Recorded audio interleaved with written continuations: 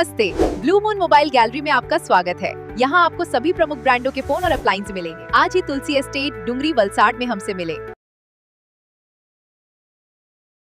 गाड़ी खरीदनी है और बजट या एक्सचेंज की टेंशन है तो गजानन ऑटो और तीर्थ फाइनेंस है ना। हम नए और पुराने व्हीकल्स की सेल करते हैं। फाइनेंस या गाड़ी एक्सचेंज सब हम मैनेज करते। Hero, Honda, TVS, Suzuki, Bajaj, Yamaha सभी बाइक्स और स्कूटर्स मिलेंगी। हर तरह के इंश्योरेंस भी यहाँ अवेलेबल है, एक ही रूफ के नीचे। तो अब सोचना क्या, आज ही कॉल या शॉप विजिट करें।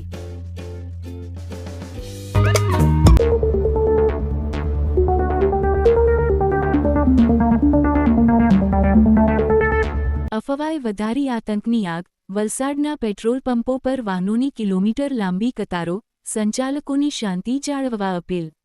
વલસાડ શહેર અને આસપાસના વિસ્તારોમાં છેલ્લા 2 દિવસથી પેટ્રોલ પંપો પર વાહનોની અસામાન્ય ભીડ જોવા મળી રહી છે। શહેરના મોટાભાગના પેટ્રોલ પંપો પર સવારથી મોડી રાત સુધી કાર, બાઇક અને અન્ય વાહનોની લાંબી કતારો લાગી રહી છે। સોશિયલ મીડિયામાં પેટ્રોલની અછત અને સપ્લાય બંધ થવાની ચર્ચાઓ વેગ પકડતા લોકોમાં ભયનો માહોલ સર્જાયો હતો।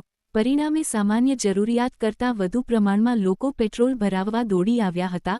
અનેક સ્થળોએ ટ્રાફિક જેવી સ્થિતિ સર્જાઈ હતી અને વાહનચાલકોને લાંબા સમય સુધી રાહ જોવી પડી હતી। પેટ્રોલ પંપ સંચાલકો દ્વારા સ્પષ્ટ કરવામાં આવ્યું છે કે હાલમાં પેટ્રોલ અને ડીઝલનો પૂરતો જથ્થો ઉપલબ્ધ છે અને કોઈ પ્રકારની કિલ્લત નથી। માત્ર અફવાઓના કારણે લોકો એકસાથે પેટ્રોલ ભરાવવા આવતા ભીડ વધી હોવાનું જણાવાયું હતું। સંચાલકોએ મીડિયાના માધ્યમથી નાગરિકોને અપીલ કરતા જણાવ્યું કે કોઈપણ અફવા પર વિશ્વાસ ન કરો, પૂરતો સ્ટોક ઉપલબ્ધ છે, અનાવશ્યક ભીડ ન કરો અને શાંતિ જાળવો। શહેરમાં ઊભી થયેલી આ પરિસ્થિતિએ એકવાર ફરી સોશિયલ મીડિયામાં ફેલાતી અફવાઓના ખતરનાક પ્રભાવને ઉજાગર કર્યો છે। તંત્ર દ્વારા પણ લોકોને સાવચેત રહેવા અને સત્તાવાર માહિતી પર જ વિશ્વાસ રાખવા અનુરોધ કરવામાં આવ્યો છે।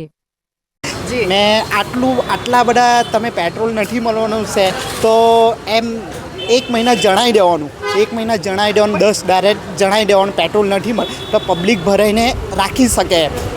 તમે સાંભળ્યું કે પેટ્રોલ નથી મળવાનું કોઈ કીધું? એવું કંઈ નહીં, ખાલી પેલું મીડિયામાં પેલું વાયરલ ઇન્સ્ટાગ્રામ પર ચાલતું હતું, એમાંથી ખબર પડે હા નથી મળવાનું, નથી આટલી લાંબી લાઈન છે એટલે તો જ ખબર પડ્યું। આવી રીતે ખબર નહીં હોય એમ પબ્લિકને બહુ પ્રોબ્લેમ થાય। પહેલે એમ જણાવી મૂકો 1 મહિના તમે પેટ્રોલ નથી મળવાનું તો એ પ્રમાણે પબ્લિક ભરાઈ શકે એમ, કોઈને પ્રોબ્લેમ બી નહીં। આ તડકામાં ઊભી રહેલા, કેટલા 12:30 વાગ્યાના ઊભી રહેલા, અમે હેરાન થયા। કોઈને દાદી કોઈના એમ ફોન ઘરથી આવે તો કોઈ પ્રોબ્લેમ થાય, બીજું કંઈ નહીં। Thank you. શું કહેવું છે આપનું? આજ નવાઈની વાત છે, આટલા વર્ષ મારા જર્નલિઝમમાં બી 35 વર્ષ થયા, એમાં કોઈ દિવસ આટલું પેનિક કોઈ દિવસ જોયું નથી। હું તો જોઈને જ આ હેમુભાઈને મળવા માટે અંદર આવ્યો કે આ શું ચાલે છે। મારા પર કોઈના ફોન આવે કે તમે જરા પેટ્રોલ અપાવજો ને, મેં કહ્યું કહં પેટ્રોલનું કંઈ રેશનિંગ છે, સરકારે કંઈ કહ્યું નથી। સરકાર કે પૂરતો જથ્થો છે, આવે છે, કદાચ આવવામાં ડિલે થતું હોય, કોઈ કોટા આ લોકો ધીમે ધીમે રિલીઝ કરતા હોય, બની શકે। પણ તેમાં આટલા બધા પેનિક થઈને બધા સ્કૂટરોમાં બી જરૂર આપણને 2 લીટરની હોય તો બધા ફૂલ કરાવડાવીને 5 લીટર કરાવડાવીને જાય, જાણે મળવાનું જ નહીં હોય। એટલે આ 5 લીટર બી ધારો કે કોઈ પુરાવે એ કેટલા દિવસ ચાલવાનું? એટલે એવું કશું છે જ નહીં। મને તો એમ લાગતું જ નથી કે કંઈ આ બધા ખોટી બધા લોકો ગભરાઈ ગયા છે, પેનિક સ્ટ્રીકન આપણે જે અંગ્રેજીમાં કહીએ તો એવું, કે બાકી કંઈ એવું કંઈ સ્થિતિ છે નહીં। કારણ કે કોઈ જગ્યાએ કોઈ બીજા સ્ટેટ્સમાં બી આપણે આટલા બધા મારે મીડિયા ગ્રુપમાં હું સંકળાયેલો છું તો એ લોકો કોઈ એવું જણાવતા નથી કે અમારે ત્યાં દિલ્હીમાં બી આવી સ્થિતિ છે કે ફલાણી। આ તો અમુક જગ્યાએ આપણે ખબર નહીં શેને માટે આ કોઈ રૂમર ફેલાવેલી હશે, કોઈ અફવા ફેલાવેલી હશે કે જેના લીધે આ બધું થતું હશે। હું તો એમ માનું છું કે લોકોએ ધીરજ રાખવાની જરૂર છે। કોટા ધીરે ધીરે આવે છે, આવતો રહેશે, બધાને જરૂરત પ્રમાણે પુરાવે તો કોઈને કંઈ તકલીફ પડવાની મને કંઈ એવી દેખાતું નથી એમ કરીને। જી, તો સંચાલક 1.5 કલાક 1.5 કલાકથી શું લાગે છે તમને પેટ્રોલ નથી મળવાનું? એવું તો નથી, પણ લાઈન લાગેલી એટલે બધા આવી ગયા લાઈનમાં। બધા આવી ગયા એટલે તમે આવી ગયા, બીજું વિકલ્પ નથી। પણ અત્યારે જેવું કહેવામાં આવ્યું સિનિયર છે સિટીઝન વધારે તકલીફમાં છે, વધારે તકલીફમાં છે, પણ મળે છે ને પેટ્રોલ બરાબર? અત્યારે મળતું છે। જી, શું છે તમારું? પેટ્રોલ તો મળી રહી છે પણ લાઈનમાં ઘણો ટાઈમ ઉભે 2-3 કલાક કરાવવા પડે છે। શું કારણ છે કે અચાનક જ બધા આવી રીતે દોડીને આવે છે? આ એક અફવા ફેલાવી છે કે પેટ્રોલ મળવાનું નથી ને પેટ્રોલ મળવાનું તમને નથી। પણ એવું લાગે છે કે પેટ્રોલ નહીં મળશે? નહીં મળશે, મારા હિસાબે 99% મળશે, પણ પબ્લિકને આમ હોબાળો થયો છે ખાલી કે આવું છે। શું નામ બોલેલા આપનું? હિમાંશુ વસી। હેમંતભાઈ, હવે અહીંયા પેટ્રોલની લાંબી કતારો લાગી રહી છે અને પેટ્રોલને લઈને કેવી પ્રોબ્લેમો પડી રહી છે અને કયા કારણ? આગળથી વારે કહેતો આવ્યો છું કે આ અફવાઓ જ છે ને લોકોનું પેનિક બાઇંગ છે, એની લીધે જલ્દી બધું સ્ટોક પતી જાય છે. બધાને એમ કે કાલે મળવાનું જ નથી, એવું કોઈ નથી. કંપનીનું ફૂલ કોઓપરેશન છે ને તમને જોઈએ ત્યારે મળશે. એટલો જ પ્રોબ્લેમ અત્યારે એટલો જ છે કે સામટું પેનિક બાઇંગ છે એટલે માલ ઓછો પડે છે, બધાનો જ માલ આવે છે, પણ સામટું બધા લોકો લઈ લે એકવાર એટલે એ નડવાનું.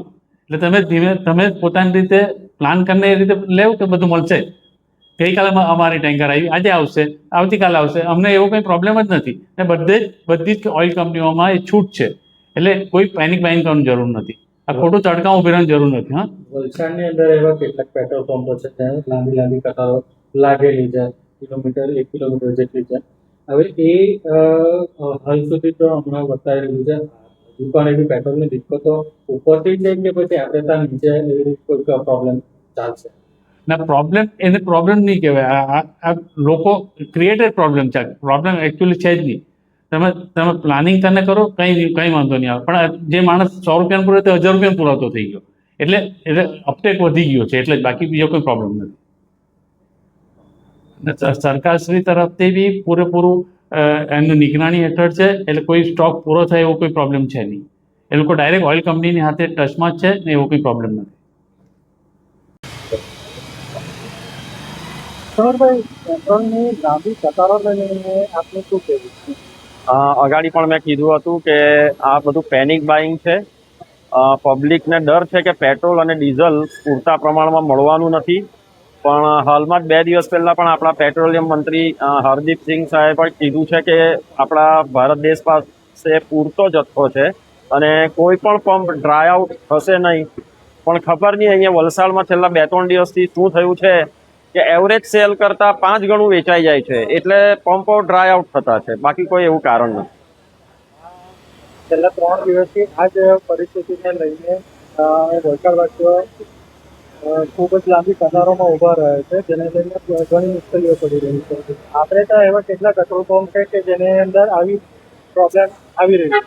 અત્યારે હાલમાં તો એવું જાણવા મળે છે કે ઘણા પંપ પર આવી લાંબી કતારો જોવા મળી છે, પણ એનું કારણ સમજમાં નથી આવતું. કારણ કે રેગ્યુલર બધા પાસે સ્ટોક રહેતો છે. સ્ટોક પૂરો થઈ જવાનું એક જ કારણ છે કે બાઇંગ વધી ગયું છે. પબ્લિક જે પરચેસ કરતી હતી એનાથી 5 ગણું પરચેસ કરે છે.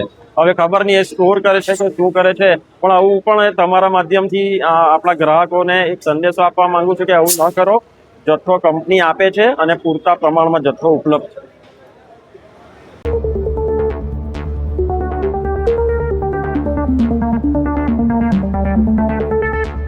गाड़ी खरीदनी है और बजट या एक्सचेंज की टेंशन है तो गजानन ऑटो और तीर्थ फाइनेंस है ना. हम नए और पुराने व्हीकल्स की सेल करते हैं. फाइनेंस या गाड़ी एक्सचेंज सब हम मैनेज करते. Hero, Honda, TVS, Suzuki, Bajaj, Yamaha सभी बाइक्स और स्कूटर्स मिलेंगी. हर तरह के इंश्योरेंस भी यहाँ अवेलेबल है, एक ही रूफ के नीचे. तो अब सोचना क्या, आज ही कॉल या शॉप विजिट करें. नमस्ते, ब्लू मून मोबाइल गैलरी में आपका स्वागत है। यहाँ आपको सभी प्रमुख ब्रांडों के फोन और अप्लायंस मिलेंगे। आज ही तुलसी एस्टेट डुंगरी वलसाड में हमसे मिले।